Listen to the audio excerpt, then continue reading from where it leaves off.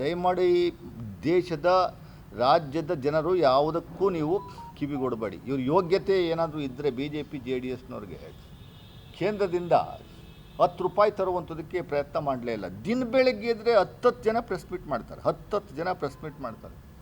ಮಾಡಲಿ. ಯಾವತ್ತಾದರೂ ಎಲ್ಲಾದರೂ ರಾಜ್ಯದ ರೈತರ ಬಗ್ಗೆ ಮಾತಾಡಿದಾರಾ? ನಿರುದ್ಯೋಗದ ಬಗ್ಗೆ ಮಾತಾಡಿದ್ದಾರಾ? ನಮ್ಮಲ್ಲಿ ಆಗ್ತಾ ಇರುವಂಥ ಸಮಸ್ಯೆಗಳು ಏನಿದ್ದಾವೆ ಅದರ ಬಗ್ಗೆ ಮಾತಾಡಿದಾರಾ? ಡ್ಯಾಮ್ಗಳ ಬಗ್ಗೆ ಮಾತಾಡಿದಾರಾ? ಕೇಂದ್ರದಿಂದ 3 ಡ್ಯಾಮ್ಗಳಿಗೆ, ಒಂದು ಮೇಕೆದಾಟು, ಇನ್ನೊಂದು ಕೃಷ್ಣಾ ಮೇಲ್ದಂಡೆ, ಇನ್ನೊಂದು ಆಲಮಟ್ಟಿ ಎತ್ತರ ಮಾಡುವಂಥದ್ದಕ್ಕೆ ಟ್ರಿಬ್ಯುನಲ್ ಅವಾರ್ಡ್ಗಳು ಕೊಟ್ಟಿದ್ರು ಕೂಡ ಅದಕ್ಕೆ ಅನುಮತಿ ಕೊಡ್ತಾ ಇಲ್ವಲ್ಲ ಕೇಂದ್ರ ಸರ್ಕಾರದಿಂದ. ಅದು ಕೊಡಿಸುವಂಥ ಕೆಲಸವನ್ನು ಯಾವತ್ತಾದರೂ ಮಾತಾಡಿದಾರಾ?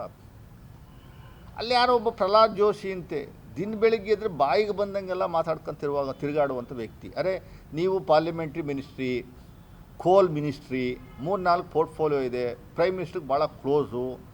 ಇದ್ರ ಬಗ್ಗೆ ಯಾವತ್ತಾದರೂ ನೀವು ಮಾತಾಡಿದ್ದೀರಾ ಪ್ರಹ್ಲಾದ್ ಜೋಶಿ ಅವರೇ?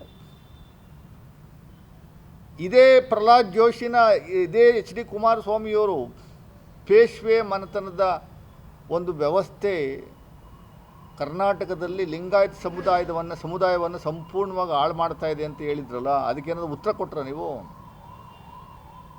ಪ್ರಹ್ಲಾದ್ ಜೋಶಿಯವರು ಒಂದು ದಿವಸ ಅದಕ್ಕೆ ಉತ್ತರ ಕೊಡುವಂಥ ಕೆಲಸವನ್ನು ಮಾಡಲೇ ಇಲ್ವಲ್ಲ. ಅದರಿಂದ ಪ್ರತಾಪ್ ಸಿಂಹರವರು ಹತಾಶರಾಗಿ, ಕುಮಾರಸ್ವಾಮಿಯವರು ಹತಾಶರಾಗಿ ಮಾತಾಡುವಂಥದ್ದನ್ನ ನಿಲ್ಲಿಸಿ, ರಾಜ್ಯ ಸರ್ಕಾರ ಏನು ನಿರಂತರವಾಗಿ 24/7 ಎಲ್ಲ ಮಂತ್ರಿಗಳು ಆದಿಯಾಗಿ ಪಟ್ಟಿಯನ್ನು ಕೊಡ್ತೀವಿ ನಾವು.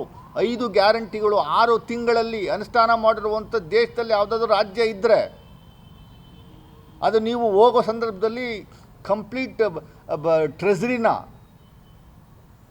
ವಿಧಾನಸೌಧದಲ್ಲಿದ್ದಂಥ ಟ್ರೆಜರಿನ ಖಾಲಿ ಮಾಡಿ ಒಳಗಡೆ 3 ನಾಮ ಇಟ್ಬಿಟ್ಟು ಬೀಗ ಹಾಕ್ಕೊಂಡು ಹೋಗಿದ್ರಿ. 5 ಪೈಸೆ ಇಲ್ಲದೆ ಇದ್ದಂಥ ಬ್ಯಾಂಕ್ರಪ್ಟ್ ಆಗಿದ್ದಂಥದ್ದು ವ್ಯವಸ್ಥೆಯನ್ನು ಸರಿದಾರಿಗೆ ತಂದು 5 ಗ್ಯಾರಂಟಿಗಳ ಅನುಷ್ಠಾನವನ್ನು ಮಾಡಿ ಸಿದ್ದರಾಮಯ್ಯನವರು ಗ್ರೌಂಡಲ್ಲಿ ಹೋಗಿ ಗಮನಿಸಿ ಸ್ವಾಮಿ. ಶಕ್ತಿ ಯೋಜನೆ ಆ KSRTC ಮುಚ್ಚೇ ಹೋಗಿತ್ತು. ಶ್ರೀರಾಮುಲು ಅವರ ನೇತೃತ್ವದಲ್ಲಿ ಮುಚ್ಚಲ್ಟಾಗಿತ್ತು. ಲಾಸು, ಡೈಲಿ ಲಾಸ್ ಬರೋದು. ಇವತ್ತು ಆ 1911ನೇ ಇಸ್ವಿನಲ್ಲಿ ಶುರುವಾಗಿದ್ದದು, ಕಂಪ್ಲೀಟ್ ಆಗಿದ್ದು 1931ನೇ ಇಸ್ವಿನಲ್ಲಿ.